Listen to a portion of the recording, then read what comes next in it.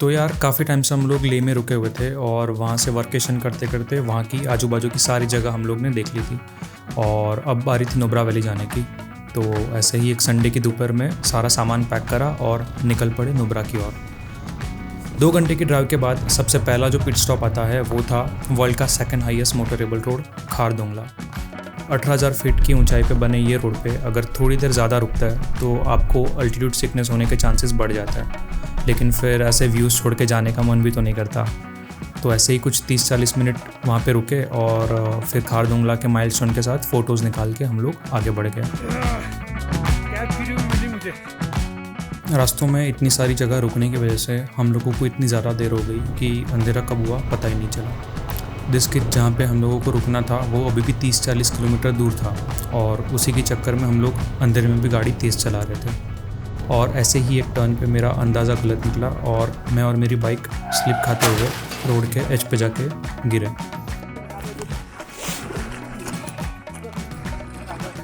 फिर ऐसे ही रास्तों में आने जाने वाले लोगों से हेल्प मांगी और जैसे तैसे करके दिस्कित पहुँचे और दिस्कित पहुँच के जल्दी से एक रहने के लिए रूम देख लिया।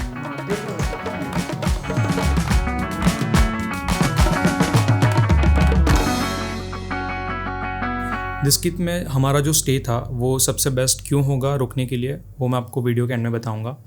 अभी सबसे पहले नुब्रा में टोटल 4 जगह मेन पॉइंट्स हैं। फर्स्ट है पनामिक, सेकंड दिस्कित और थर्ड फिर आता है हुंदर और लास्ट में तुर्तुक। तो ये चारों जगहों के बीच में आता है दिस्कित और इसी की वजह से अगर आप दिस्कित में रुकते हो तो आपके लिए सबसे ईजी रहेगा। अब सबसे पास में थी दिस्कित की मोनेस्ट्री और वहाँ का most famous statue of Maitra Buddha. यहाँ की एंट्री फीस कुछ 50 रुपये है और ये जो स्टैच्यू है वो 106 फीट का है और पूरे लद्दाख रीजन का सबसे टॉलेस्ट स्टैच्यू माना जाता है। इसका जो कंस्ट्रक्शन है वो वर्ल्ड पीस को प्रमोट करने के लिए, हमारे पड़ोसी देश पाकिस्तान के साथ आगे हो सकने वाले वॉर को अवॉइड करने के लिए और दिस्कित गाँव को शोक रिवर से प्रोटेक्ट करने के लिए बनाया गया है।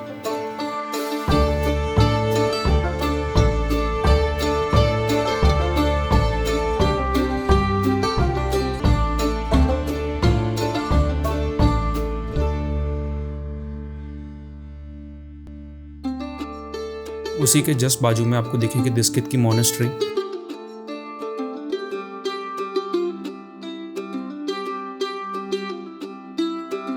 यहाँ के प्रोटेक्टर टेम्पल में आपको एक मंगोलियन सोल्जर का स्कल और हाथ देखने मिलेगा। उसके पीछे भी एक बहुत ही इंटरेस्टिंग स्टोरी है जो मैं सजेस्ट करूँगा कि आप वहाँ जाके एक लामा से बात करके पूछो। काफ़ी फ्रेंडली नेचर होता है उनका और उनसे बात करके आपको बहुत कुछ जानने मिलेगा वहाँ के बारे में।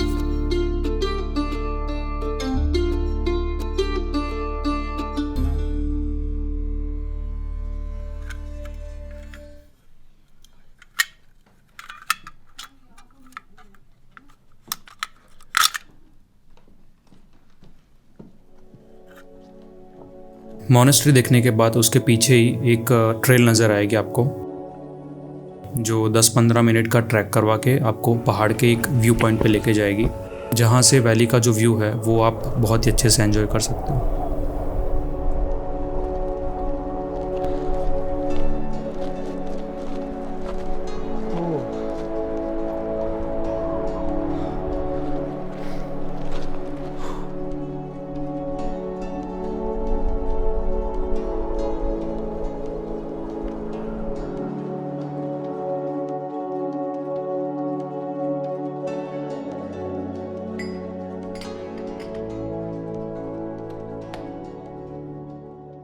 वहाँ से जो अगली जगह हम लोग गए वो थी हुंदर। दिस्कित से सिर्फ 10 किलोमीटर दूर ये जो जगह है वहाँ पे अगर आप खड़े रहोगे तो आपके चारों तरफ आपको बड़े बड़े पहाड़ देखने मिलेंगे और पैरों तले मुलायम रेत।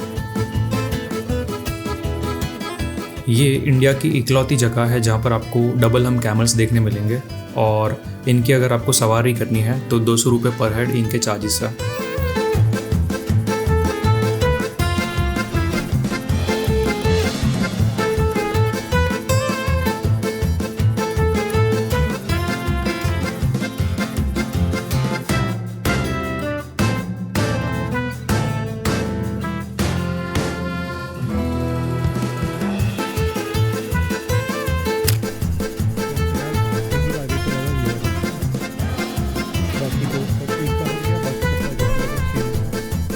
वहाँ से फिर दूसरे दिन हम लोग अर्ली मॉर्निंग पनामिक के लिए निकले। दिस्कित से पनामिक कुछ 60 किलोमीटर्स है और ये जो जगह है वो उसके हॉट स्प्रिंग वाटर के लिए फेमस है।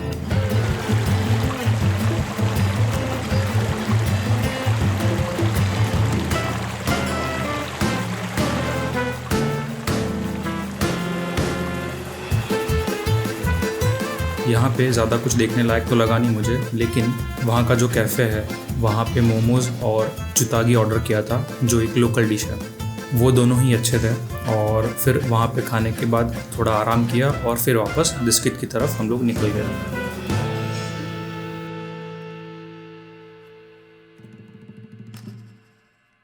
अब बारी थी आखिरी जगह और सबसे सुंदर जगह तुर्तुक की।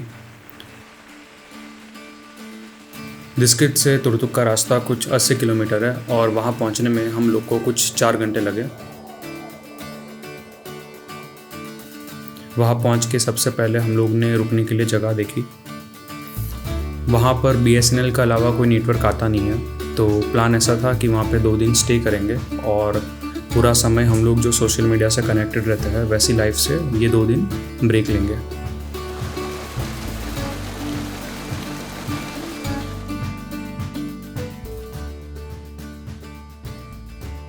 वहाँ के घर, गलियाँ, खाना, वहाँ के लोग इतने अच्छे हैं कि अगर वहाँ पे इंटरनेट कनेक्टिविटी मिलती तो शायद से मैं मेरा वोकेशन 1-2 वीक वहाँ से एक्सटेंड करवा लेता।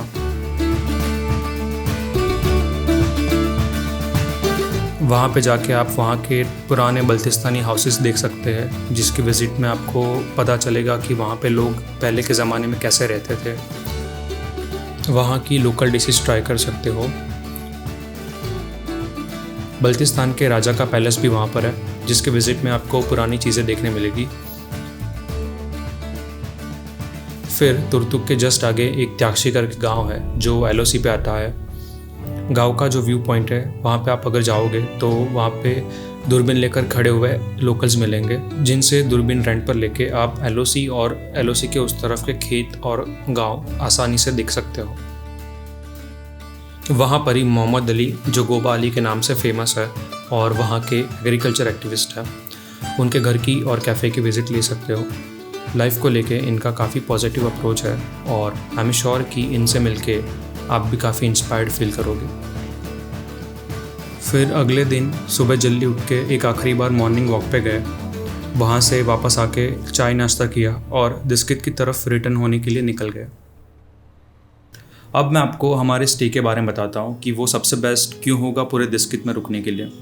तो जितने भी गेस्ट हाउसेस हम लोग ने ढूंढे उस टाइम पे वहाँ पे सब जगह पर morning 3 hours and evening 3 hours आपको इलेक्ट्रिसिटी प्रोवाइड करते थे, लेकिन ये इकलौती जगह थी जहाँ पर 24 आवर्स आपको इलेक्ट्रिसिटी मिलती थी, जिसकी वजह से आपको नहाने का, गर्म पानी और आपको आपके डिवाइसेस चार्ज करने का मौका मिलता था। दूसरा ये कि वहाँ का जो केयर टेकर था वो खाना बहुत ही अच्छा बनाता था, तो खाने के इश्यूज़ नहीं थे। तीसरा ये कि वो दिस्कित में था, दिस्कित से सारे जो आजू बाजू के घूमने लायक जगह है उसकी कनेक्टिविटी इजीली मिल जाती थी, तो आप एक एक दिन की छोटी छोटी ट्रिप मार के वापस आ सकते थे अपने गेस्ट हाउस में रुकने के लिए। वीडियो के अंदर जितनी भी जगह मैंने दिखाई उसकी सारी डिटेल्स आपको डिस्क्रिप्शन बॉक्स में मिल जाएगी। अगर और कोई क्वेरीज आपको तो आप मुझे कमेंट सेक्शन में पूछ सकते हैं या फिर मेरे इंस्टाग्राम पे आप पर्सनली DM कर सकते हैं। करीब 1 हफ्ता रुकने के बाद फिर खारदुंगला से होते हुए हम लोग ले पहुंच गए। एक फ़न एक्टिविटी आपको बताता हूं जो आप लोग भी ट्राई कर सकते हो, जो लोग बाइक पे जा रहे हैं। तो खारदुंगला टॉप में आता है और ले बॉटम में आता है एज अ अल्टीट्यूड। तो वो जो रास्ता है खारदुंगला से ले 27 किलोमीटर्स है।